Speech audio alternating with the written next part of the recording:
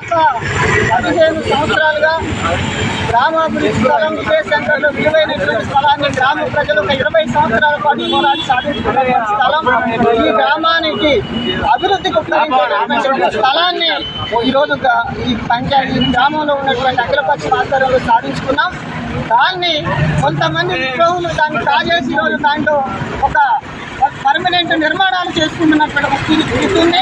దీన్ని గ్రామంలో ఉన్నటువంటి అభివృద్ధి కాముకులు అఖిలపక్ష నాయకులు అందరూ కూడా తీవ్రంగా వ్యతిరేకించారు. చివరికి కేసు కోర్టులో ఉంది. ఎంఆర్ఓ గారు కూడా ఎట్టి పరిస్థితుల్లో కన్స్ట్రక్షన్ చేయొద్దు, పర్మిషన్స్ లేవు, నాలా కన్వర్షన్ లేదు దానికి, లేకపోతే ఎలాంటి ఆర్ఎండ్బి అనుమతులు లేవు, పంచాయతీ అనుమతులు లేవు. అయినా నోటీస్ ఇచ్చిన తర్వాత కూడా ఇష్టారాజ్యంగా కన్స్ట్రక్షన్ చేసిండు. కోర్టు ఆర్డర్ కూడా ఉంది ఎలాంటి కన్స్ట్రక్షన్ చేయొద్దని.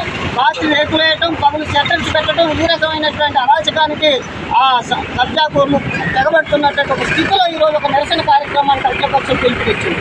ఒక శాంతియుతంగా నిరసన చేసేటువంటి కార్యక్రమం ఈ రాజ్యాంగం కల్పించినటువంటి హక్కు.